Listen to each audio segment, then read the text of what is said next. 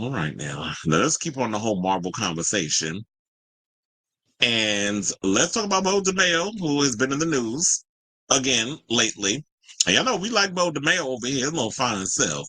But he, running off his mouth, talking about, and I know he's been very critical about it, the Marvel, the MCU, that sort of thing over on his socials. He's not as always pouncing on them. I just feel like whenever he does, the media's, will bring it up. But I've seen him make relatively positive, comments on some stuff. I was over there earlier today, and I was seeing like he was giving good praise to the new Spider-Man movie, Spider-Man Brand New Day, because there's been rumors going around about Spider-Man that there's going to be a bunch of villains in the movie. But, and I'm like, why are y'all putting so many people up in here? Like, let's not overcrowd it, whatever the case is. But the rumor is there's going to be a montage scene, I believe, in the beginning. This is not necessarily confirmed, but there's a rumor going around. So we're just saying it. That there's going to be a montage scene of him, like, fighting different villains in the movie. So there's going to be that in the whole sequence. And both of them gave, like, positive comments on it. So he's not always just literally in here being negative. But he did open up about X-Men 97 and Kevin Feige and, the drama with that. So, shout out to Complex for this story. Ousted X-Men 97 writer Beau DeMayo has slammed Kevin Feige and Marvel Studios for allegedly failing to support the animated series. Earlier this year, it was reported that Marvel terminated DeMayo for egregious misconduct, allegedly involving the screenwriter having an OF account. Upon his firing, DeMayo took to his IG story to reveal that his X-Men 97 credits for the second season have been stripped, calling it a troubling pattern that have followed him through his work in the upcoming action thriller Blade, whenever that gets off the damn ground. Now, but when a Twitter follower asked about DeMayo's faith in Marvel Studios' Mutant Saga, the writer answered candidly in a lengthy thread. Among his complaints were the fictional characters from the Fox franchise were deceased, but were being resurrected to manufacture artificial interest to generate interest after the Feige and MCU alleged decade-long flailing of frequent failures. Wait, what movies fail? I mean, we talked about the ones that didn't do all that well over here. But he said this. He said, like, I don't mean to be a hater, but who looks at this and says this is the care and respect and serious thinking that the X-Men characters deserve? Hell, who looks at this and says this is competent leadership from a studio that is in no way alarming? So yeah, he did like this long post on his page. It was like a follower asked me if I had faith in Marvel Studios Mutant Saga, and I clicked away and lost the message. So hopefully they see this. But also I get asked this a lot, so I want to make a larger post that may piss some of you off. I'm sorry in advance. First, the X-Men are so much bigger than any one creative, myself included. Would I have loved to write, direct, steer in the live action films? Of course. But I have great faith that there are amazing artists out there who have amazing visions and stories to tell with the X-Men. Now, do I have faith in the MCU's Mutant Saga? Short answer, not yet, no. And let me walk you through why, so you don't think I'm just being a hater, which is basically what a lot of people always feel like. Oh, if you speak on something or you put something out there, oh, you're a hater. I'm like, no, if I didn't give a damn, if I wasn't passionate about some of the things that I talk about, I wouldn't talk about it. If I don't want, and it's the same thing that I feel like applies to when you talk about certain celebrities, when you raise concern for people, even if they're your faves, if I didn't give a damn, I wouldn't talk about it. And I think that's where he's coming from with it. But then I'm also getting on him with some of the things. Let's just go through what he went through. He said, X-Men requires planning, deep planning to pull them off and make them resonate. You also have to be very mindful of how you're laying out their story and the way in which audiences will experience the story. You also need to suppress your ego to make it your own and focus on meeting the mutants on their terms, which means deeply respecting their canon and the emotional investment that fans have in that action. With this in mind, this is the start of Marvel Studios' Mutant Saga. And then he went on to say, Like, I don't mean to be a hater, but who looks at this and says this is the care and respect and serious thinking that the X-Men characters deserve? Hell, who looks at this and says this is the competent leadership from a studio that is in no way alarming?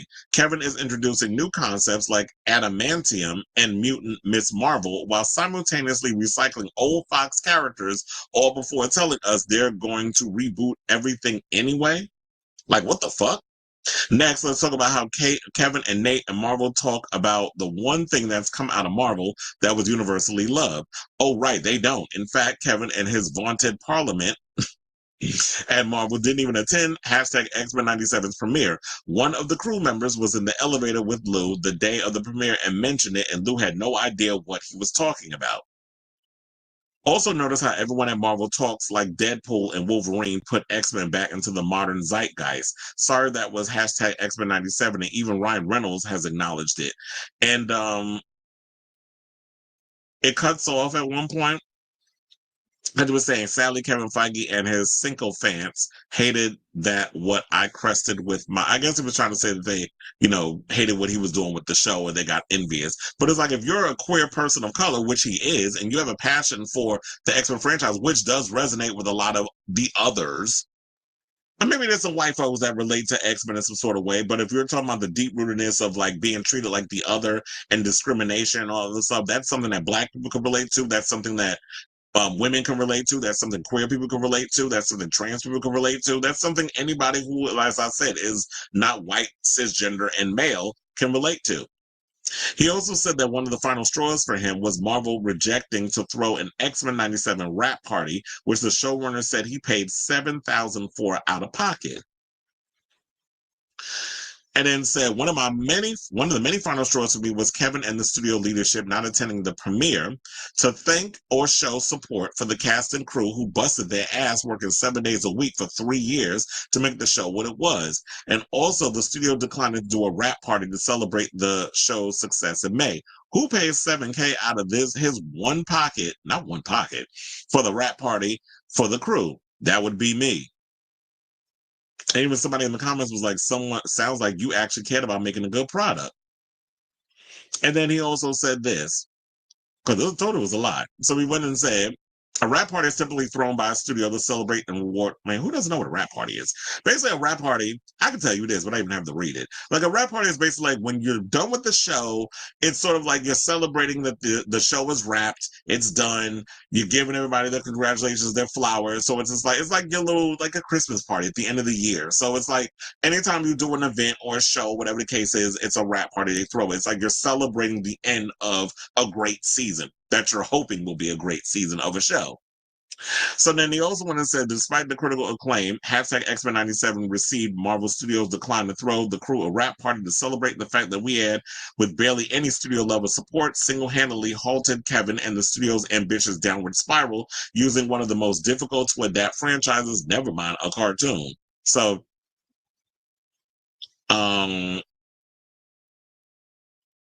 even eventually, before the show aired, Marvel employees were reaching out to me asking how I was able to make a show this good given where the studio was and how it's the best thing the studio has done. With their praise, I noticed more and more that I was becoming a threat and regret to studio leadership. And this is what I don't understand. If somebody is making you money, if you're doing a good show, why would you hate on that? Why would you be jealous that the fact that you have somebody in here and there? I'm about to get vapid.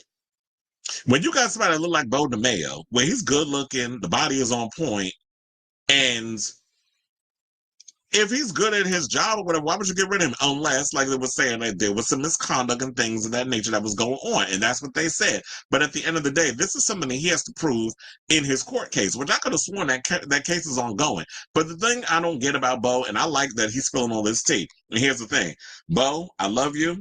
I would even like to do a show with you, like a once a week thing where you want to come on and talk about like a podcast or something. I feel like either you do a podcast on your own and spill tea, because it does feel like a hit dog hollering or you're crying wolf in a lot of situations, or I'll come on and do a show with you. We can talk about things. I don't know if I want to, I mean, if you're open to it, if you're able to, you can come on and do an interview and talk about this ongoing case. But if it's something that you can't be talking about, because he hasn't really talked about the legalities of things. He said a little things here and there, but he always goes in and overtly criticizes Disney in this whole situation. And I feel like all this stuff you spewing would work perfectly in a way of a podcast. Similar, like you could be the Willem Belli of the MCU.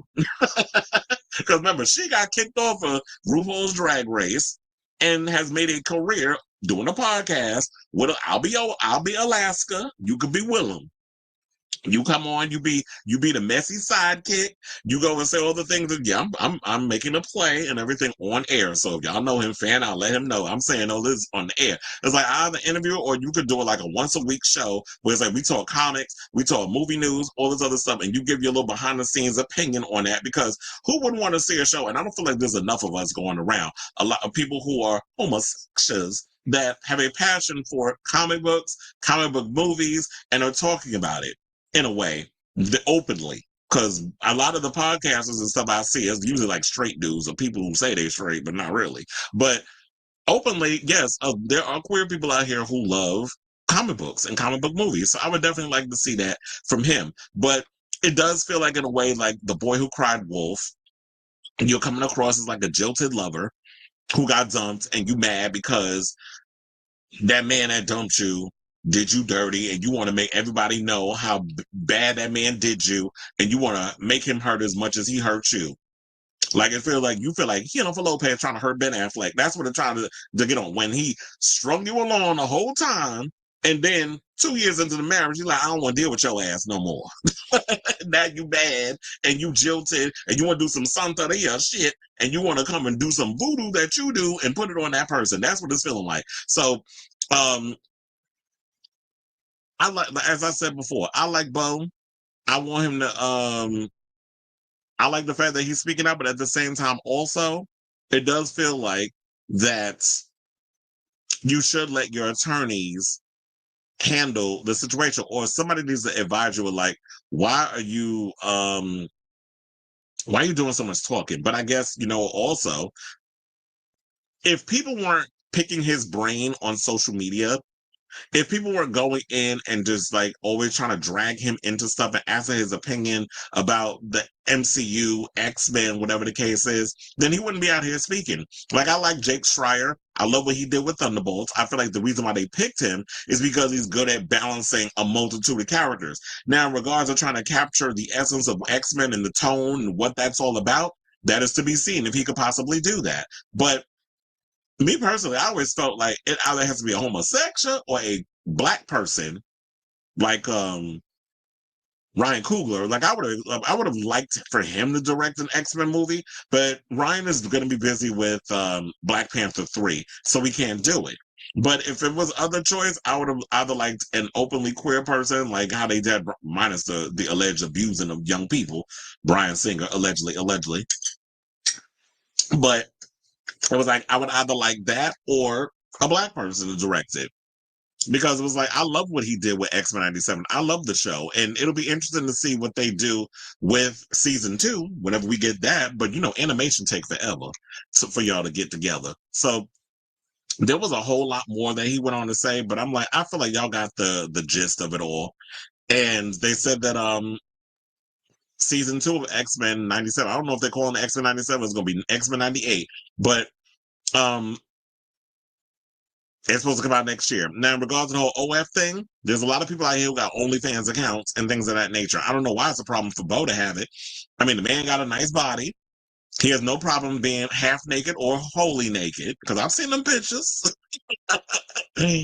And look, you said you was going to do some collabs with some corn stars, so I don't know. Well, and another thing that I was worrying about too was like, okay, so you had your little gripe with the MCU.